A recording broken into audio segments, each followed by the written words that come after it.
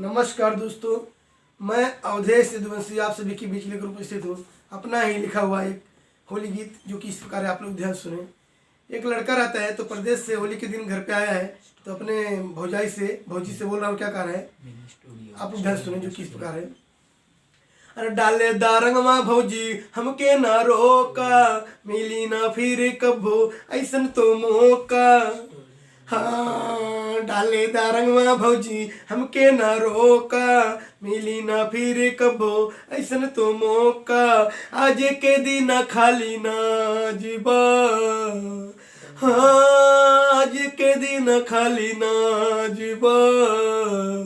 फागुनवा ओ रात बा, ये भौजी ओ रात बा। फागुनवा ओ रात बा, ये भौजी ओ रात बा। आज के दिन खाली नाज बा, फागुनवा ओ रात बा, ये भौजी ओ रात बा। अरे ज्यादा ना रंगवा भौजी तुहके लगाइबू, बाकी हम होलिया भौजी तुहसे मनाइबू। हाँ ज्यादा ना रंगवा भौजी तुहके लगाइबू, बाकी हम होलिया भौजी तुहसे मनाइब। कहिए से हमर इहे आस बा, हाँ कहिए से हमर इहे आस बा। फागुनवा ओ रात बा, ये भौजी ओ रात बा।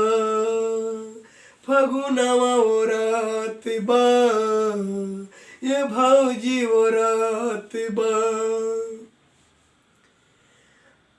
रहली परदेश भौजी हम चली अइली, कब्बो केहू से भौजी ना होली खेलली।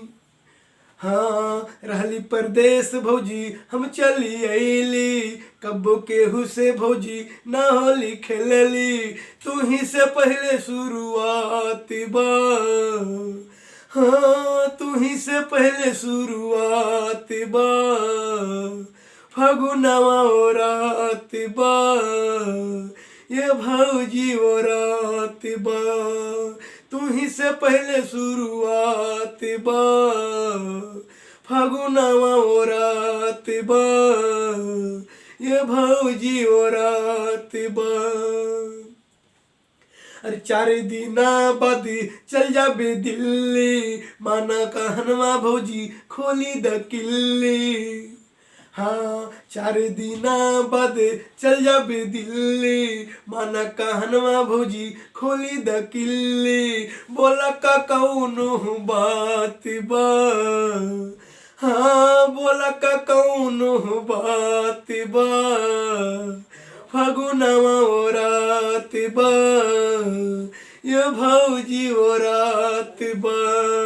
बोला का कौनो बात बा, फागुनवा ओ रात बा, ये भौजी ओ रात बा।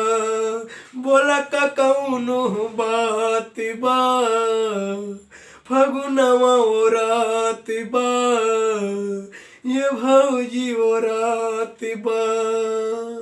फागुनवा ओ रात बा, ये भौजी ओ रात बा। धन्यवाद दोस्तों।